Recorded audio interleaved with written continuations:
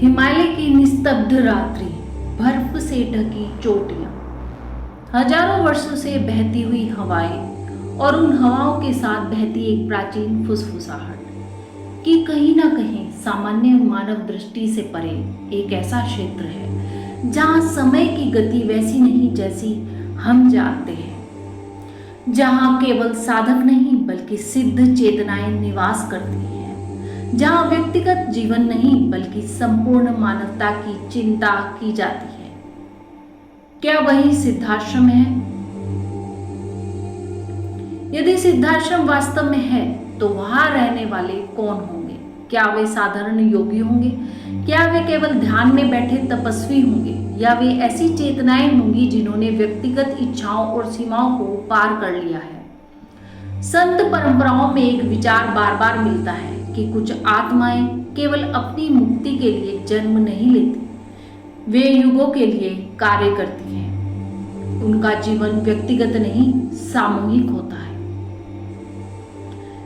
चिरंजीवी का गहरा अर्थ। लोग चिरंजीवी शब्द सुनते ही अमर शरीर की कल्पना करते हैं, लेकिन संतों की दृष्टि में इसका एक और भी अर्थ है। चिरंजीवी वह है जिसकी चेतना का कार्य समय की सीमाओं से आगे बढ़ जाता है और शरीर बदल सकता है, नाम बदल सकता है, लेकिन उसका कार्य, उसकी प्रेरणा, उसका प्रभाव जीवित रहता है। यही कारण है कि कुछ महापुरुष युगों बाद भी लोगों के जीवन को दिशा देते हैं।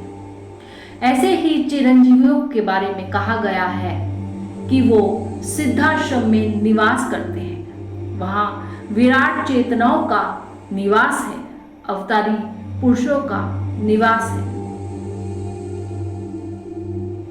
विराट चेतना क्या है? एक सामान्य मनुष्य का जीवन में के इर्द गिर्द घूमता है, मेरी इच्छाएं, मेरा परिवार और मेरी समस्याएं। लेकिन साधना की यात्रा में चेतना का विस्तार होने लगता है। पहले व्यक्ति परिवार को महसूस करता है, फिर समाज को, फिर संपूर्ण मानवता को, और ऐसी ही उसकी दृष्टि विश्वमय और ब्रह्मांडमय और शिवमय हो जाती है। और फिर एक दिन उसे अनुभव होने लगता है कि समस्त जीवन एक ही चेतना की अभिव्यक्ति या उसका विस्तार है। यही वह अवस्था है जिसे कुछ संत विराट चेतना कहते हैं या ईश्वरलीन अवस्था भी कहते हैं।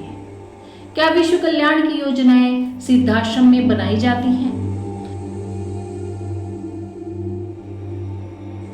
लोक कथाएं और संत परंपराएं एक रोचक बात कहती हैं। वे कहती हैं कि जब भी मानवता किसी बड़े मोड़ पर होती है, जब भी अंधकार बढ़ता है, जब भी दिशा भ्रमित होती है, तब उच्च चेतनाएं किसी न किसी रूप में सक्रिय होती हैं। लेकिन वह किसी कठपुतली की तरह संसार को नियंत्रित नहीं करती। वे प्रेरणा देती हैं, वे चेतना को स्पर्श करती हैं, वे योग्य व्यक्तियों के माध्यम से कार्य करती हैं।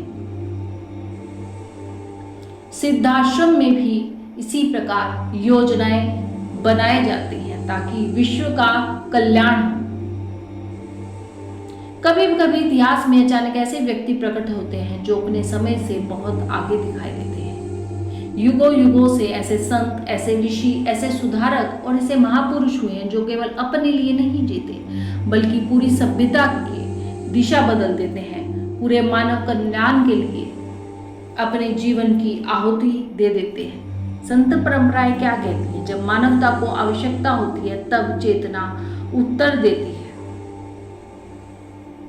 इसी प्रकार इस विश्व में आसुरी शक्तियां भी सूक्ष्म रूप से कार्य कर रही हैं। एक महत्वपूर्ण प्रश्न है, यदि उच्च चेतनाएं लोक कल्याण के लिए कार्य कर रही हैं, यदि उच्च चेतनाएं लोक कल्याण के लिए कार्य करती हैं, तो दूसरी ओर आसुरी शक्तियां भी विनाश के लिए कार्य करती रहती हैं। तो संसार में हिंसा, घृणा, युद्ध और विनाश क्यों दिखाई देता है? भारतीय दर्शन कहता है हर युग में दो धाराएं साथ साथ चलती हैं, एक दैविक प्रवृत्ति और दूसरी आसुरी प्रवृत्ति। लेकिन उन्हें केवल बाहरी शक्तियों के रूप में जो समझना अधूरा होगा, क्योंकि उनका पहला निवास मनुष्य का अपना मन है।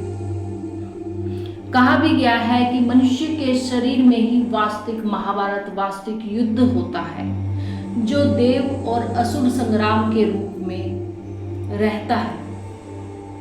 जब कोई व्यक्ति सत्य जानता है लेकिन झूठ चुनता है तो वह आसुरी प्रवृत्ति सक्रिय हो जाती है। जब कोई व्यक्ति करुणा जानता है लेकिन क्रूरता चुनता है तो वह आसुरी प्रवृत्ति सक्रिय होती है। जब कोई व्यक्ति अपने अहंकार को सत्य से ऊपर रख देता है तो वह आसुरी प्रवृत्ति सक्रिय होती है, यानी कि वह जीता जागता असुर है। इसी प्रकार जब कोई करुणा चुनता है, जब कोई सेवा चुनता है, जब कोई सत्य चुनता है, जब कोई त्याग चुनता है तो वहां पर दैविक प्रवृत्ति सक्रिय हो जाती है।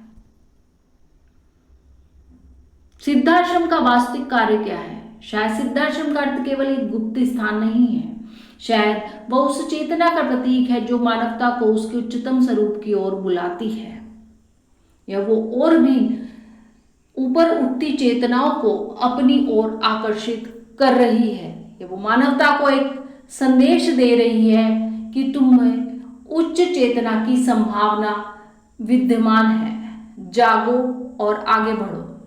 शायद वह उस चेतना का प्रतीक है जो मानवता को उसके उच्चतम स्वरूप की ओर बुला रही है, आकर्षित कर रही है और उसे संकेत भी दे रही है। एक ऐसी चेतना जो कहती है तुम केवल शरीर नहीं हो, तुम केवल इच्छाओं का समूह नहीं हो, तुम्हारे भीतर एक विराट संभावना छुपी हुई है। अपनी संभावनाओं को पहचानो, सबसे बड़ा रहस्य। और शायद यही कारण है कि सिद्धाश्रम की कथाएं आज भी जीवित हैं, क्योंकि वे हमें किसी पहाड़ की खोज पर नहीं भेजती, वे हमें स्वयं की खोज पर भेजती हैं। वे पूछती हैं, क्या तुम अपने भीतर की आसुरी प्रवृत्तियों को पहचानते हो? क्या तुम अपने भीतर की दैविक संभावना को जागृत कर रहे हो? क्या तुम केवल अपने लिए जी रहे हो या किसी बड़े उद्देश्य के लिए? किसी महान उद्देश्य के लिए जीवन को जीना बहुत बड़ी बात है। जहां एक चेतना अपने को भीड़ का हिस्सा बना लेती है तो दूसरी चेतना इस विराटमय ब्रह्मांड में लीन हो जाती है। हो सकता है सिद्धाश्रम हिमालय में हो और हो सकता है वह आपके अंदर की चेतना में विद्यमान हो, आपके अंदर की चेतना के एक सूक्ष्म आयाम में वह विद्यमान हो जिसे जागृत होना बाकी हो।